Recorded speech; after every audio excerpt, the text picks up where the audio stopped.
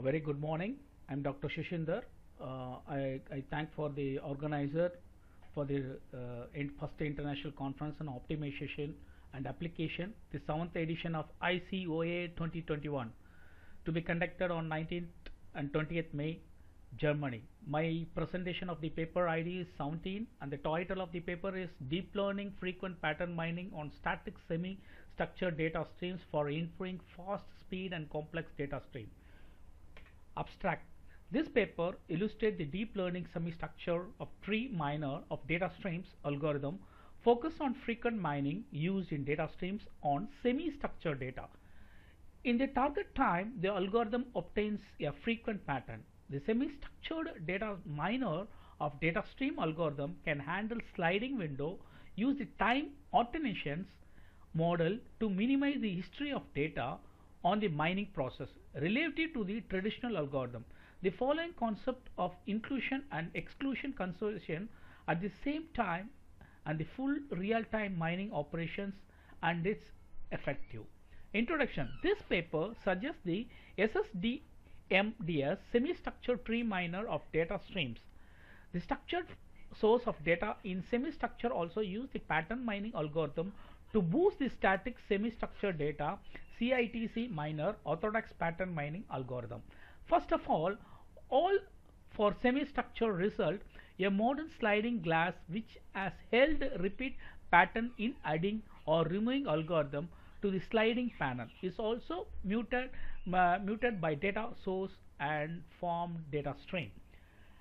As the material is up to date to obtain the routine trends in the current century, this paper used the time attention model to optimize the recent data weight and reduce the weight of low old data and minimize the fast data influence without scarcing the accuracy of mining operation. The SSTMDS algorithm can handle high speed and sophisticated semi-structured data stream to the effective leverages the pattern semi-structured data tools in the real time demonstrated by the comparison results. Proposed method, we propose CITC miner algorithm and SSTMDS semi-structured tree miner for data stream. In this paper, the improved orthodox algorithm for CITC miner for mining static semi-structured data. The core rules and principle of CITC miner algorithm express the decision of the issues surrounding the real initial data algorithm and checked the result invalidly and so on forth. The tree is called the branded tree with its identified nodes D is equal to T1 to Tn. Now there are 4 steps consist of CITC miner algorithm. To create the comparison tree, a mark of the tree edge frequently of all the edges, initial data set and data stream set with restored. Improving the algorithm edges set thus the set does not meet the tree whose edges frequency. The highest frequency of edges and compression of the top. The second main edge frequency when any edges is compressed on the compression sequence continue to repeat. Closed operation, the frequent pattern mostly closed good is overcome. These are the 4 steps to be covered in this algorithm. Experimental results. So the algorithms can be presented in the paper. So now it's giving for the experimental result. The segment has been shows the successful SSTMDS algorithm is used by test. This is an experiment called the initial data collection, which specifically discussed the accuracy of the space and the time output of the algorithm was carried out. Any of the device with a JDK version 1.8 with implemented in the Java segment trial run PC 2.7 GHz Intel processor Core i9, and these are the some of the system configuration which is used for our experimental results. Compared to SSDMCS algorithm, studies use the conventional and one by one approaches since the frequent sequence mining in semi-structured substract source data not included in the algorithm. Some static data are used to first and mine unfrequently and so on. CIT miners and CITC miner mining algorithm. CIT minus streams mining algorithm is used to extract the data stream. So these are the some of the experimental results. So we have collected D1 to D5 and CIT miner and SSD miner. So we can see that comparison of the result from D1 is 1.1 and D2 is 1.1 and SSDS is 1 and D3 is 1.2, 1 and D4 is 1.5 and 1 and D5 in 1.7 and 1.1. So this is for the comparison, and the mining time of the source of data with varying flow speed. So the result of the table has been shown in the graph, and now we are going for memorization and utilization.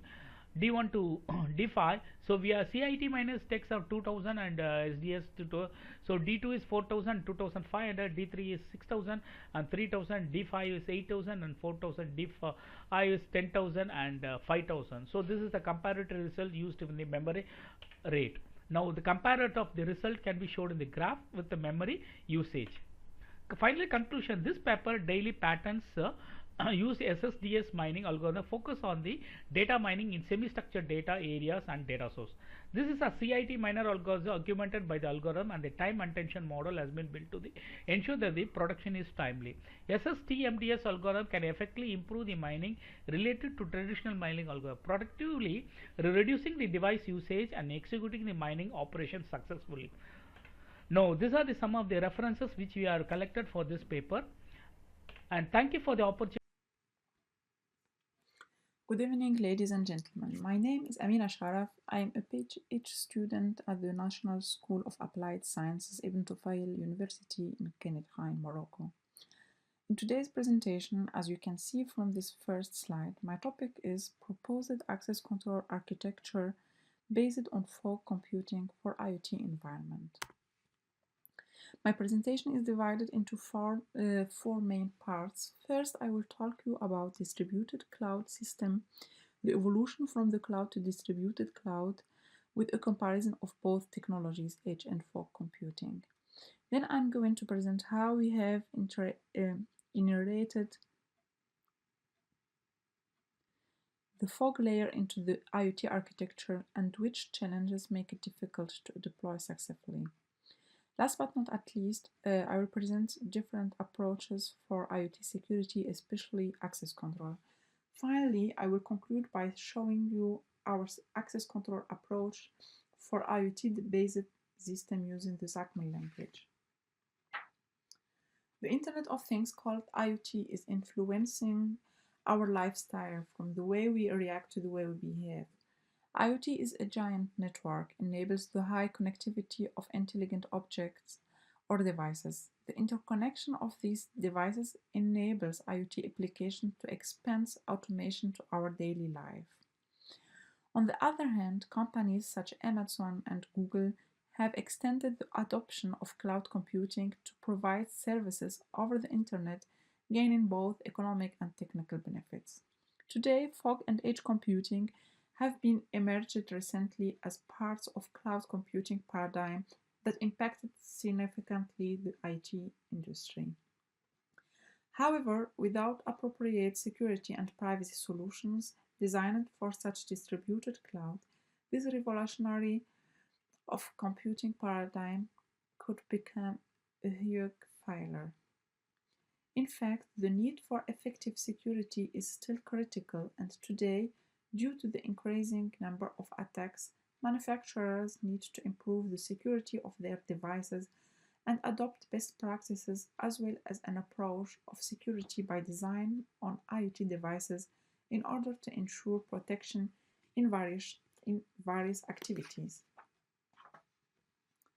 The essential aspects of cloud computing have been reported by Mail as follows. Cloud computing is a model for enabling ubiquitous, convenient, on-demand network access to a shared pool of configurable computing resources that can be rapidly provisioned and released with minimal management effort or service provider interaction. Cloud computing has significantly impacted the IT industry with a virtually unlimited storage and processing capabilities at low cost. This paradigm enabled the management of virtualized resources that can be leased on demand.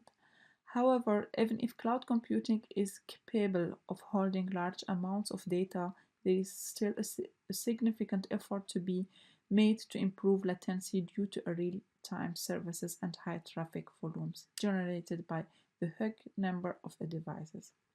As a result, the cloud computing paradigm is no longer sufficient. In this context, A distributed cloud has been introduced in order to bring the cloud closer to the users. Therefore, fog and edge computing are becoming popular as well, even if they are still often unfamiliar. But what is edge and fog computing? Edge computing is an open distributed computing architecture with decentralized processing power enabling the deployment of mobile computing and Internet of Things technologies. Instead of being transmitted to a data center, data is processed by the device itself or by a local computer or server. One aspect of edge computing is that it's much different than the centralized approach where all data is pushed to a single storage endpoint. The fog computing is a part of the cloud computing paradigm that provides a highly virtualized model of computation, storage, and networking resources between end devices and classical cloud servers. In fog computing, and due to bandwidth and energy consumption concerns don't need to process the massive data generated by different IoT devices through the centralized cloud infrastructure. Furthermore, as fog computing is organized as distributed architecture, it provides services with faster response and greater quality in comparison with cloud computing. The next question what coming to you is what is the difference between edge and fog computing? As you can see, we summarize in this table a comparative study of fog and edge computing based on the work of Francis. The main difference between the two architectures is exactly where computing power is placed. Edge computing pushes the intelligence directly into devices. However, fog computing pushes intelligence down to the local area network level. In the case of IoT, it's necessary to process some sensitive data that requires quick action in a smart way. To meet this challenge, we integrate the fog computing paradigm into IoT architectures, which allows decisions and actions to be taken via IoT devices and only pushes relevant data to the cloud. Let us look at the proposed fog computing architecture. All generated data from the end devices increase the need on cloud processing and storage. Therefore, data could be processed in decentralized mini data centers, named fogs, instead of being loaded directly into the core cloud. To this end, a new layer is integrated in the IoT architecture between IoT devices and the cloud to ensure the service quality. Although the fog computing paradigm offers many advantages for different IoT applications, it faces many challenges that make it difficult to deploy successfully. These challenges include complexity, choosing optimal components with different configuration of software and hardware, dynamicity, heterogeneity, latency. There are many factors presenting a high latency of applications or services, especially for time-sensitive applications. The fog with high latency will lead to user dissatisfaction. Resource management and energy consumption security. Security is also important because the fog computing is less secure and need more cybersecurity solutions and controls. Due to the mobility, heterogeneity, and the large-scale geo-distribution, it's become impossible to use existing security and privacy measurement of cloud computing to the fog computing. So we have to protect the user against unauthorized modification, unauthorized deletion, and unauthorized access. These freedoms are very synonymous at the very known CIA triad, which stands for confidentiality, integrity, and availability. First on the list, we have the confidentiality. It's roughly equivalent to privacy, measures undertaken to ensure that data or an information system is accessed by only an authorized person, like password. Next on the list, we have integrity. Integrity assures that the data or information system can be trusted, ensures that it's edited and emitted by only authorized persons and remains in its original states when received. Last but not least is availability. Our data and information systems have to be available when required. So hardware maintenance, software patching, or upgrading and network optimization must be stored in a geographically isolated location to guard us against downtimes and unreachable data. We focus in my contribution to achieve confidentiality, especially the access control mechanism. Let's come to our proposed fog computing IoT layer architecture.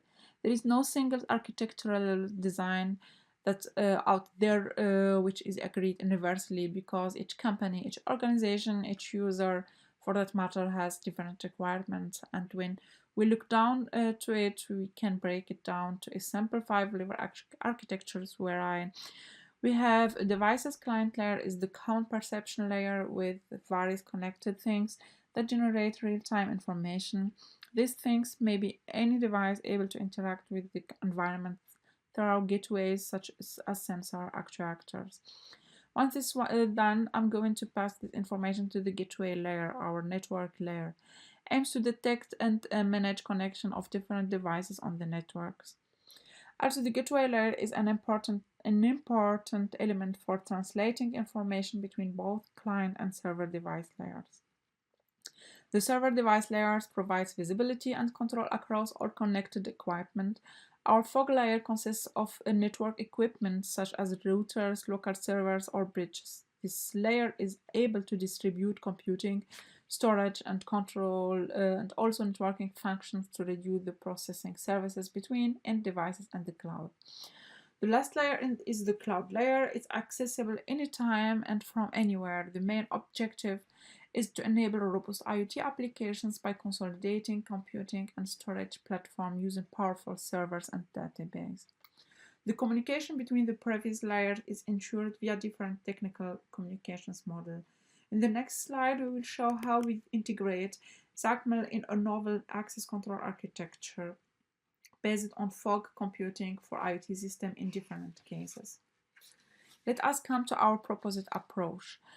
Fog computing spreads the cloud computing to the edge and brings network resources closer to the nodes that generate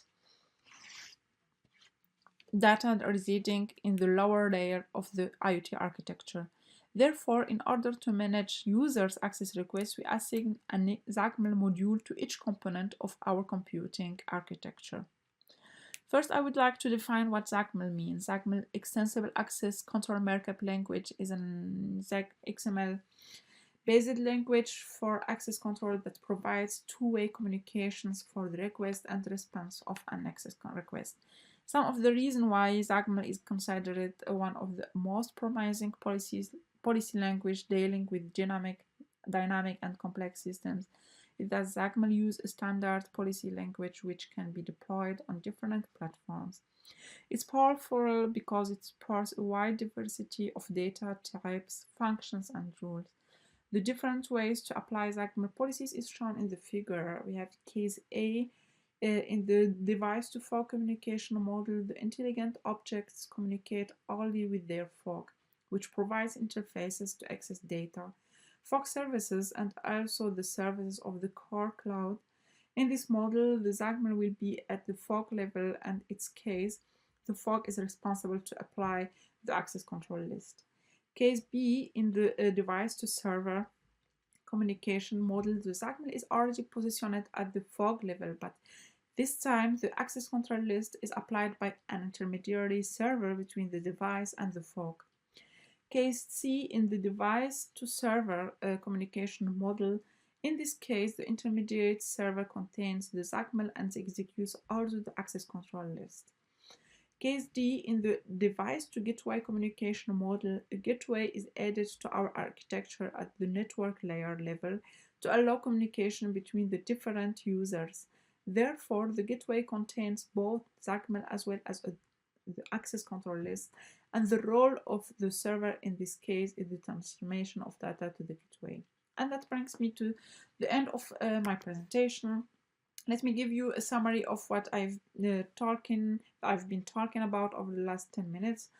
Over the last years, there have been many important challenges in IoT security when integrating fog computing. We suggest a ZACML-based fog computing architecture for access control on IoT system in different layers and between different components in order to guarantee security in terms of access control.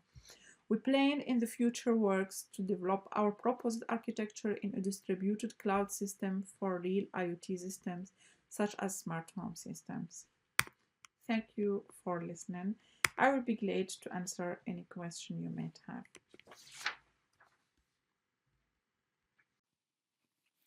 Hello everybody, my name is Hayat Khaloufi, PhD student in Faculty of Science Al Jadida, University Shuaib Khalil.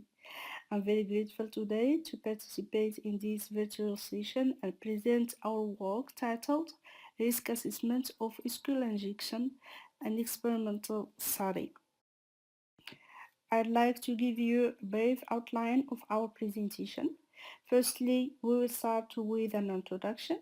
Secondly, we will show experimentally the danger of SQL injection attack. And after that, we will present the principle of vulnerability detection tools. After that, and before concluding, we conduct a comparative evaluation of the performance of 3 web security scanners through an experimentation. As the number of identified web vulnerabilities is constantly increasing, the web application security becomes a recurring issue. This may be due to multiple reasons, including the ever-increasing complexity of web technologies, the ever shorter time to market for new software, limited skills, insufficient safety awareness of developers, and so on. Therefore, performing regular audit of web application is necessary to identify exploitable vulnerabilities, and this can be achieved mainly through web vulnerability scanners. The question is then, how has the effectiveness of any such mechanisms could be evaluated, and what improved means must be implemented to better analyze their ability to correctly detect web application attacks. In this context, we have carried out a practical test to evaluate the effectiveness of some web scanners against the most used and dangerous attack named SQL injection attack. Within this experiment, we will show the danger of the SQL injection attack on a web application. We use then a website vulnerable to an injection attack. We generate the attack using the SQL map tool that aid to detect and exploit an improperly configured web server. This tool was specially developed in Python, and the choice of this programming language is interesting due to its flexibility, usability, and operating system independency. We start by executing the following query. This yields the following results.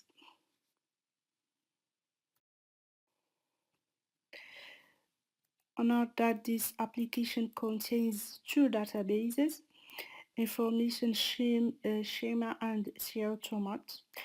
We will display the tables of the CR2Mat database, so we execute the following command, and the results are illustrated in the figure below. To display the order table information, we execute the following command. We obtain therefore the results shown in this figure. Exploiting an SQL injection vulnerability can bring us back to displaying database tables. Consequently, we get the administrator's authentication setting, and we will automatically have administrative privilege. We should therefore take this flaw very seriously in the design phase of the web application and also in the security phase. Now let's discuss the detection principle of vulnerability detection tools. As we know, the most common attacks on web servers are SQL injection attacks. These code injections are derived from exploiting the same type of web server vulnerability due to the non-compliance testing of URL parameters or the absence of data provided in form field. To verify the possibility of performing code injection attacks, tools designed specifically for vulnerability detections send specific requests and analyze the response returned from the web servers. A server can respond with a rejection page or a runtime page. The rejection page resulting from a malformed detection or invalid input values. A runtime page is returned after a successful activation.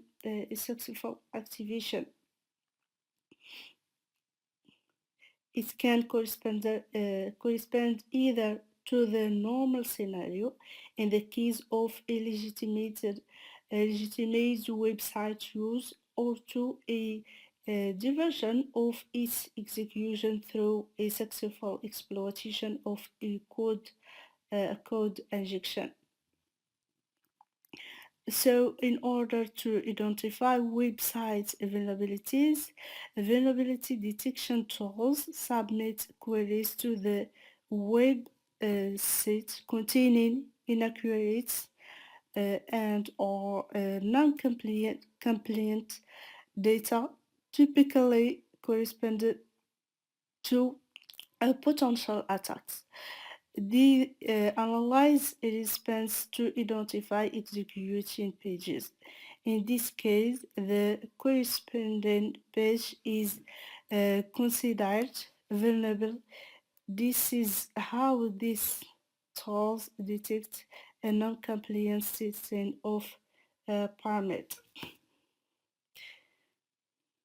So the whole problem comes from the response analysis to determine whether it's really a rejection page or a runtime page. We present here the three most used web security scanner. We start with WTAF, which one of the most powerful scanners as mentioned in the top 10 vulnerability assessment and penetration testing tools. Vega as a free and open source web security scanner and web security testing platform to test the security of web application. And finally, Uniscan, which is a very simple yet quite powerful tool to scan websites for vulnerabilities in any Linux. It does the job fast and without hassle. To evaluate the efficiency of the three mentioned web scanners discussed before, we talk about WTAF, Vega, and Uniscan. We consider three types of applications without modifying them to illustrate the potential benefits of each vulnerability scanner. The first application is a forum manager written in PHP 4 and using a MySQL database version 4. Application 2 is an e-commerce website, includes identification forms, and third application developed in PHP 5 and allows the user to take inventory of computer equipment in a database and to query this database. The results are presented in this table. As we see, regarding the Vega web scanner, it was able to detect 5 SQL injection vulnerabilities in the first application, 3 vulnerabilities in the second application, and 6 vulnerabilities in the third one. Regarding the W3EF web scanner, it was able to detect 2 SQL injection vulnerabilities in the first application, and no SQL injection vulnerability is detected in second and third application. Regarding the Uniscan web scanner, it was able to detect more than 10 SQL injection vulnerabilities in the first application and also in the second one, and no SQL injection vulnerabilities is detected in the third application. Accordingly, the Uniscan web scanner is very efficient when it comes to a web application contains several inputs and forms, but it's not effective in the case of interactive application that not contain much entry field. Vega has an average performance when the application contains multiple fields of information. However, this performance increases faster as the number of input fields decreases. For W3EF, it's found that is not useful because it has a detection rate nearly nil. To conclude, we mainly focused on the SQL injections vulnerabilities, as in most applications, values received from a web form or input parameters are not validated before passing them to SQL queries that will be executed on a database service. Most hackers use injection to obtain unauthorized access to the underlying data structure and DBMS. That makes this attack one of the most common web application vulnerabilities. We have also shown that the most used web scanners are currently not able to find all existing vulnerabilities in web application. This will bring us in our next work to study the algorithms of these web security scanners in order to propose improvements to increase their detection rate. Hi, I'm Maxim Bo from the University of Wuppertal, and I want to present the paper using variational autoencoder to augment sparse time series datasets today. And now I'm switching to the presentation. So yeah, as I mentioned, the name of the paper is using variational autoencoder to augment sparse time series data sets that I wrote with my co-authors Philip Hewson, Nikola Gurek, Fasim Gorban, Lukas Schelkes, and Anton Kummert, all from the School of Electrical Information and Media Engineering from the University of Wuppertal. So yeah, first I want to start with a short structure of this presentation. We start with a short introduction. After that, we're talking about data augmentation with variational autoencoders. Afterwards, I show you the data set that we use for evaluation. Then we come to the method and implementation of our method before we discuss the evaluation and results. And yeah, at the end is a short conclusion. So let's start with the introduction. Yeah, data augmentation is the process of creating synthetic samples from a set of real-world data. This is used to increase the number of samples in the data sets in order to increase the generation capability of classifiers and to prevent overfitting. especially in cases where only small data sets are available for the application. Data augmentation has become an important research field recently. Another opportunity that data augmentation offers is to compensate for class imbalances. Yes, there are many well-known methods in the field of image processing, but also in speech recognition. There are many straightforward and easy to implement data augmentation methods. Rotating or mirroring images, for example, can be seen as label preserving transformation that is able to generate many folds of a training data set easily. Speeding up or slowing down samples is a method in the field of speech recognition. But there are different methods to augment time series data sets, such as rotating, scaling, jittering, or also dynamic time warping.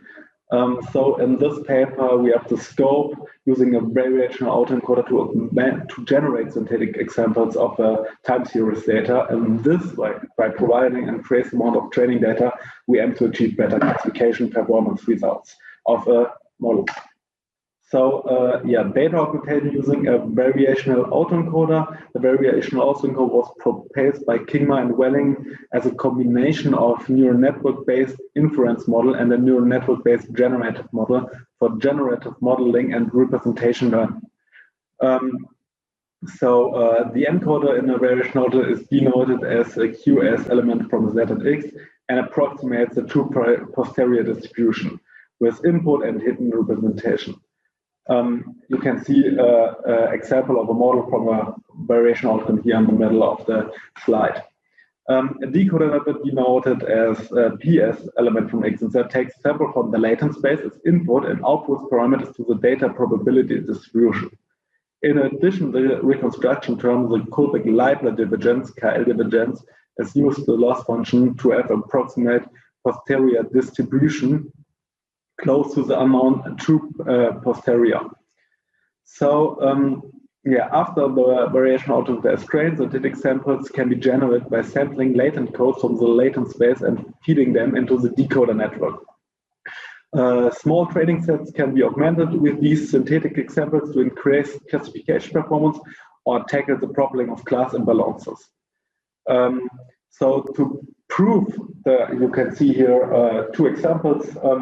Here are original samples of class 1 and samples original class 2, and here are the augmented samples that comes from this autoencoder using this original samples, and you can see they are very, very close.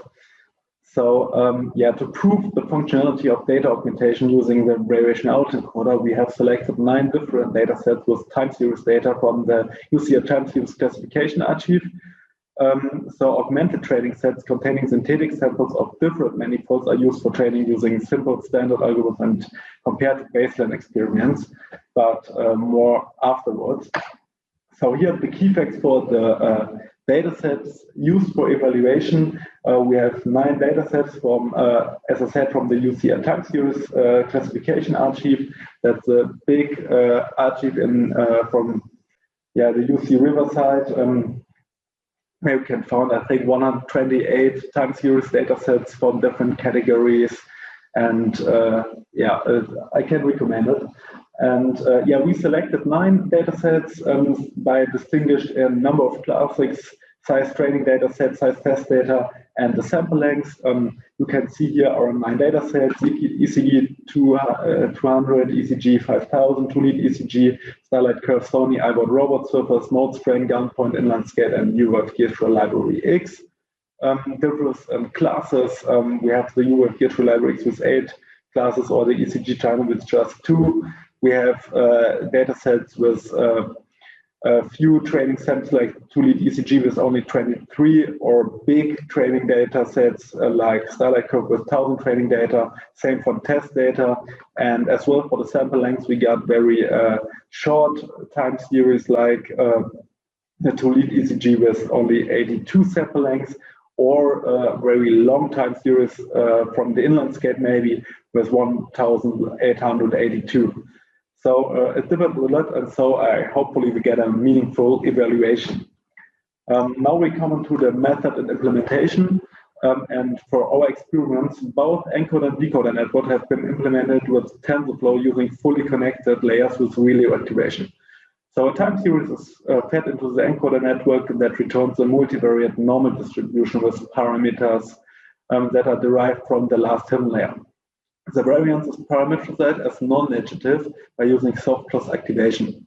The prior distribution is defined as a unit Gaussian distribution, and the latent phase we just defined to be two-dimensional because high-dimensional need many calculating powers. So yeah, and it works with two-dimensional as well, so we take the two-dimensional.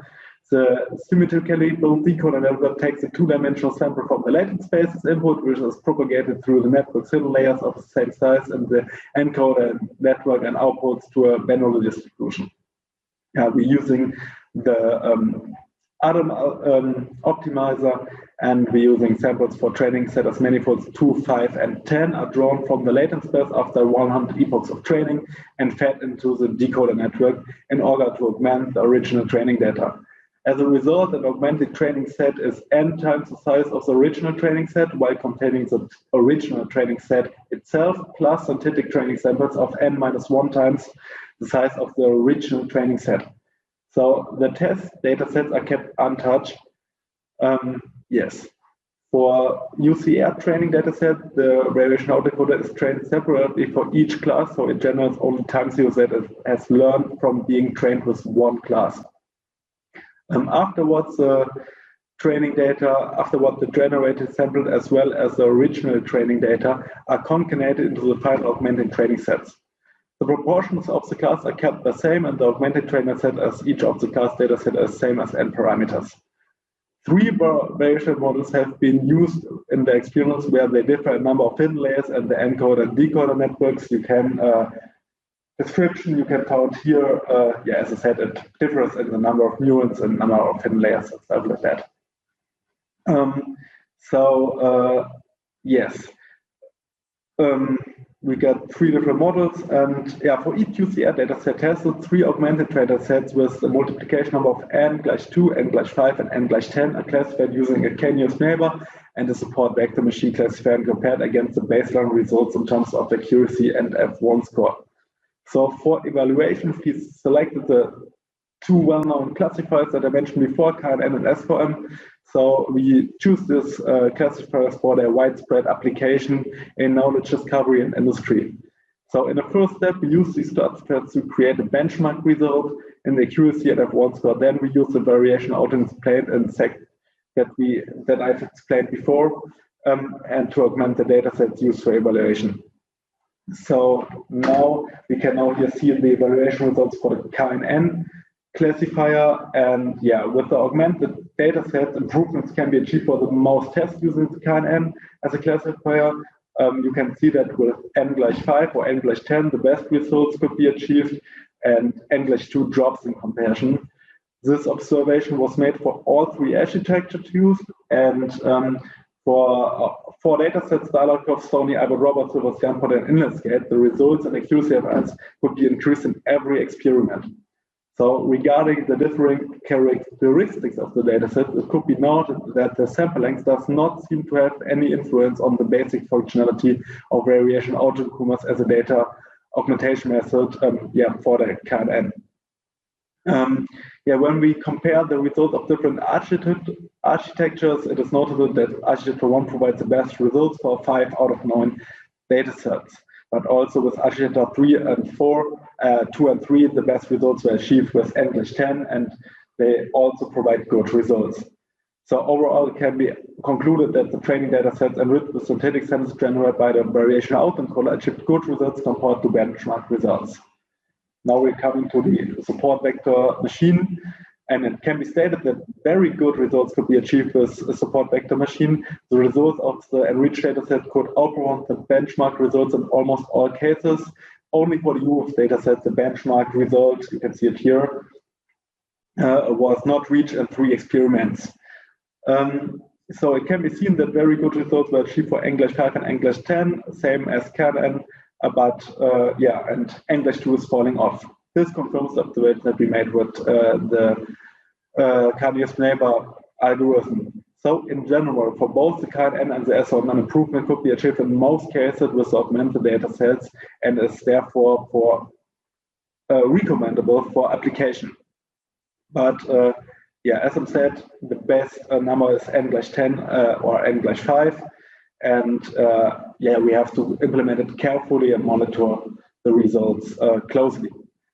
So now we come in to the conclusion, and as I mentioned before, in most evaluation tasks, improvements could be achieved with the augmented datasets using both KNN and SOM as classifiers. For both KNN and SOM, it has been shown that n/10 is recommendable and provides the best results. And KNN works best with the synthetic samples of architecture 1, while for SOM, the samples generated by architecture 3 fits best. So yeah, you have to fit your variational autoencoder architecture for the algorithm that you want to use for classification. So yeah, as I said, variational autoencoder is an adequate method to induce sparse datasets with synthetic data. For the SOM, improvement in accuracy in F1 could be achieved in almost every test. Also for the KNN, most of the results are better than the benchmark results. Yeah, so thank you very much for listening. That was from my side. Goodbye. Hello everybody. In this presentation I would like to share with you a few insights into the area of natural language processing and topic part of speech tagging using gated recurrent units on the Amazigh language text written in Tifina character. I will follow the following plan.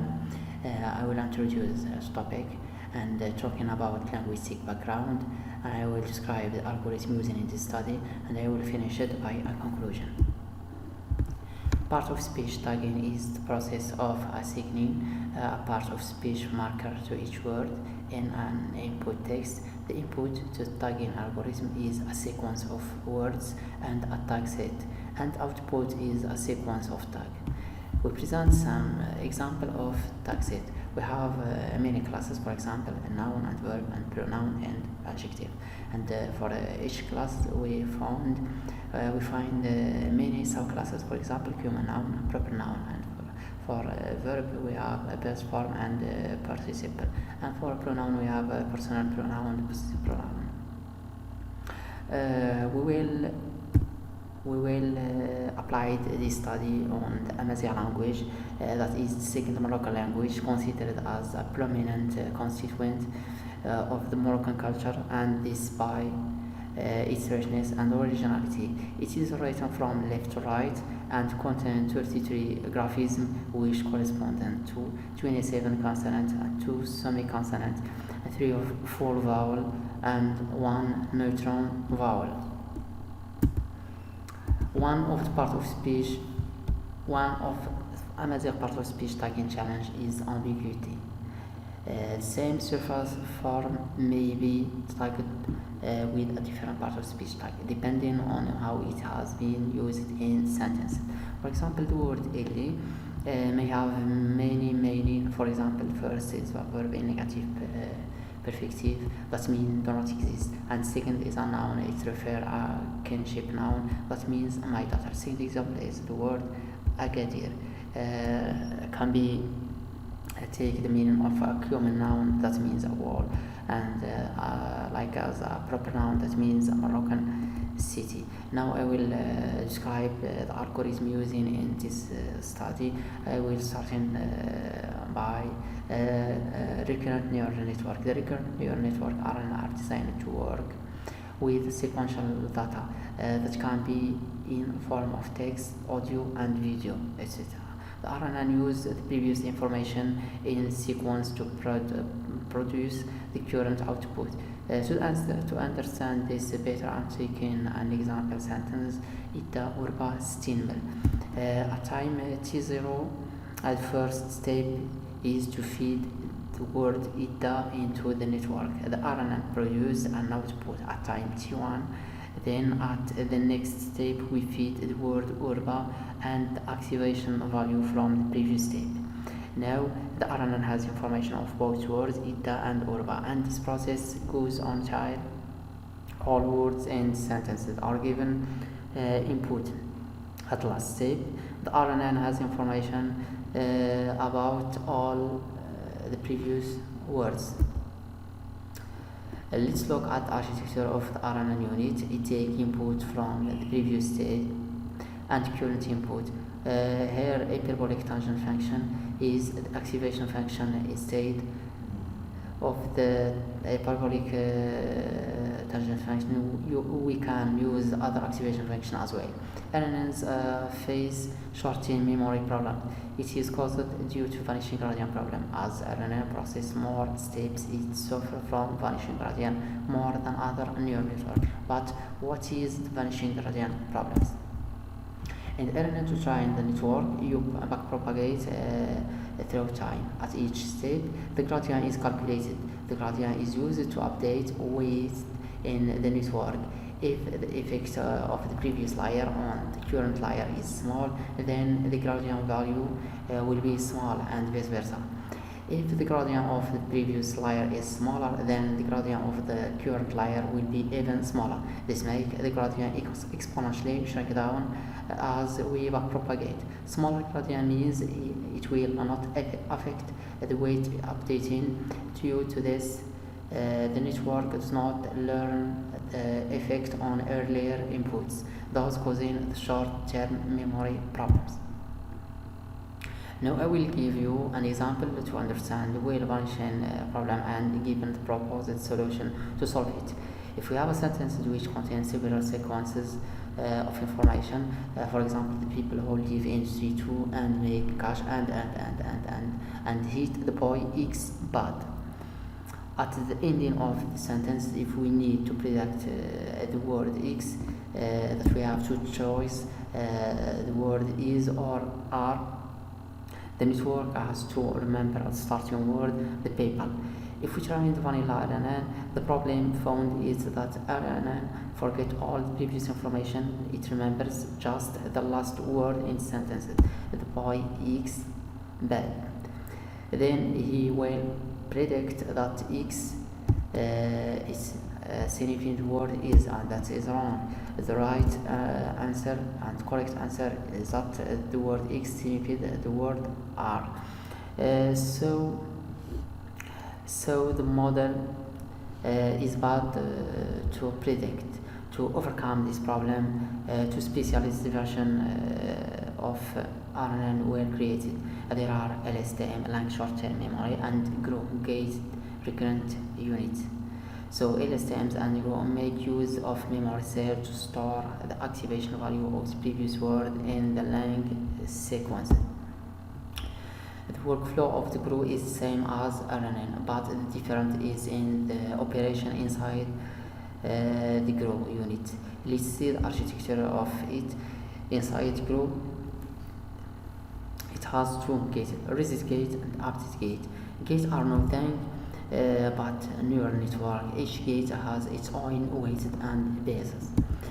We have here equation of each value, each variables in the inside of the GRU. The update gate decides if the state should be updated with the candidate state or not. Resist gate is used to decide whether the previous cell state is important or not. Sometimes the resist gate is not used in sample GRU. Quantity cell, it is just simply the same as the hidden state of RNN. Final cell state is dependent on the update gate. It may or may not be updated with candidate state. Remove some content from the last state and write some new cell content. In GRU, the final cell state is directly passing as the activation of to the next cell. In GRU, if the result close to 0, that means in your previous hidden state. If the update gate close to 1, then we can copy information in that unit through many steps. Update gate control how much of past state should matter now. Now we know about RNN and GLUE, so let's quickly understand how LSTM work in brief. LSTM are pretty similar to the glues. They are also intended to solve advancing gradient problems. Additional to GLUE, here there are two more gates, forget gate and output gates. From GLUE, we already know about all other operations except forget gate and output gate. Forget gate it controls what is kept with forgotten from previous state. In layman term, it will decide how much information from the previous state should be kept and forget remaining. Output gate it controls which parts of the cell are output to the hidden state. It will determine what the next hidden state will be. After this theory presentation, I will present some results. I was trying the LSTM and GLUE model using dataset containing 60,000 words. We divided it into two parts. At first, 18% for training and 20% for testing. We train each model on 10 epochs. And we get a 99.5% in training accuracy and 97.87% in testing accuracy for LSTM, and 99.5% in training accuracy and 97.89% in testing accuracy for the GLUE. In this study, we trained a special kind of RNN such as LSTM and gated recurrent unit GLUE of tag part of speech of the Amazigh language.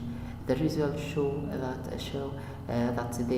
there is a small difference between the two neural network architecture.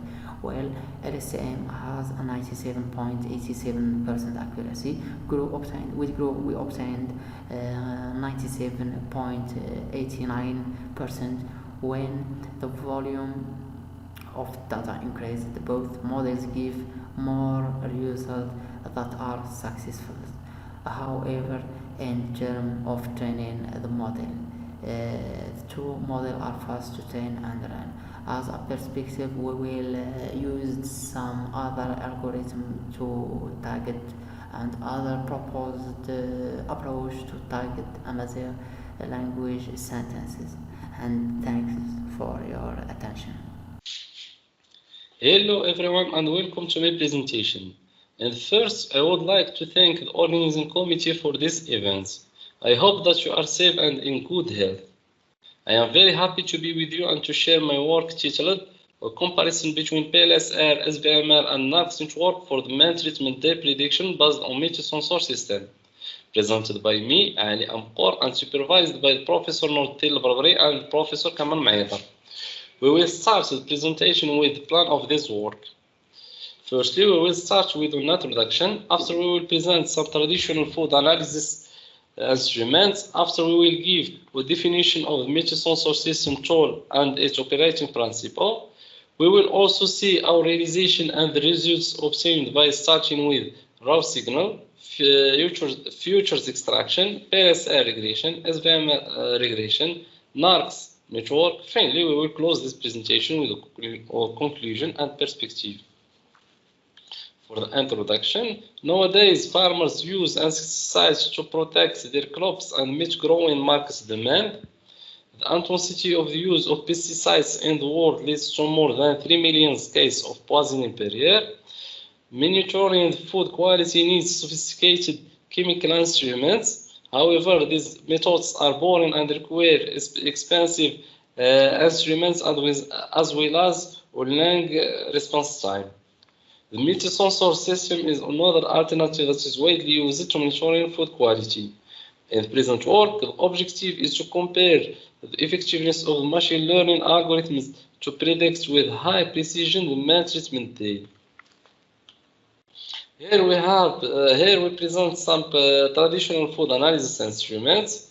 like gas chromatography, mass spectrometry, infrared absorption, etc. But these tools have many inconvenients, such as need of calibration, heavy equipment, destructive methods.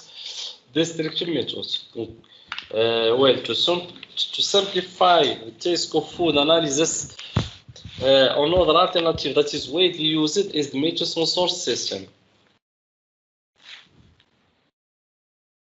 The first work on development of a device specially intended for measuring odors dates back to the 1960s. The multi-sensor system and electronic nose's main idea is to imitate the principle of the human olfactory system operation. For the operating principle of a multi-sensor system,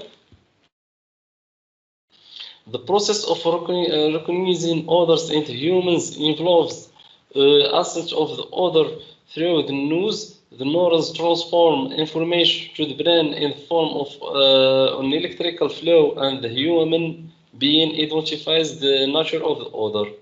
For the electronic noses, there is a network of sensors that delivers raw signals according to their sensitivity to the odor content.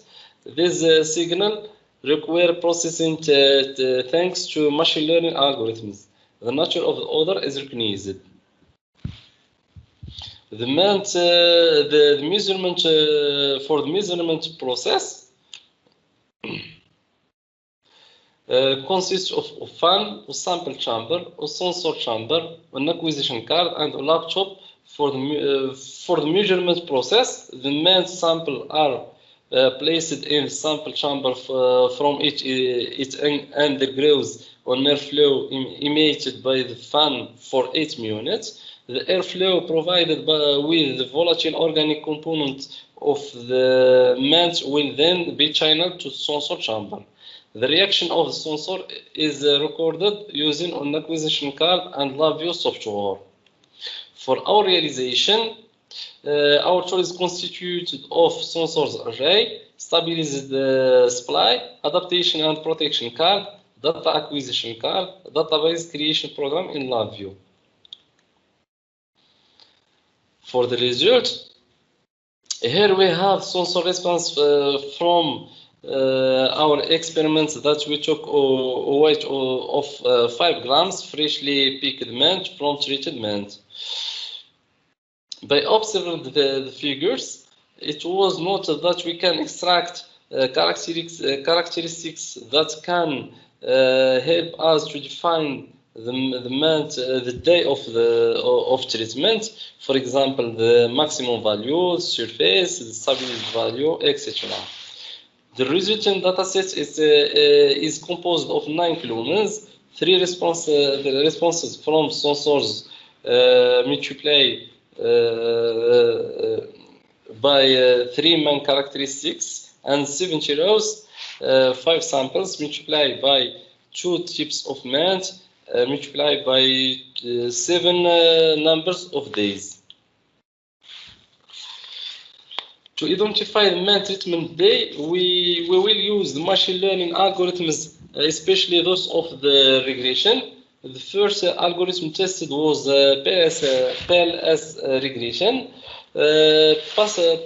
Partial least squares regression is a statistical supervised method that finds a linear regression model by projecting predicted and observable variables into a new space. Here we use holdout validation. 80% of the data for the training and 20% for the test. For the result, we notice here that we have a correlation coefficient about 0.67 and a mean squared about error about 9,1.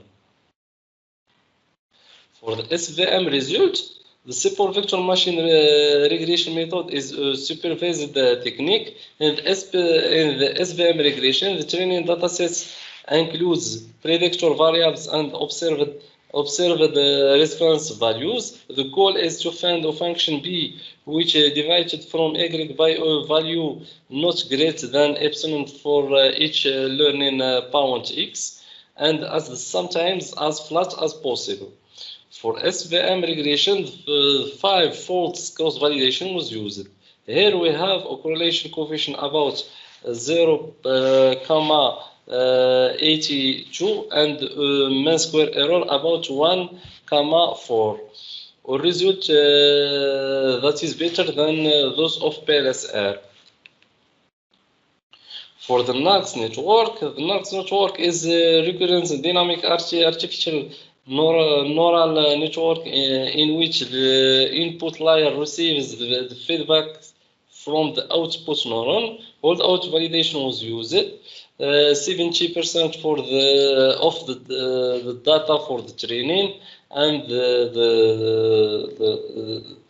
other for the validation and the test. Here we have a correlation coefficient about 0.99 and a negligible mean square error. This result is the better. To summarize, this table gathers the result of the algorithms with their success rates. We remark that the NURBS is the better, as we stated.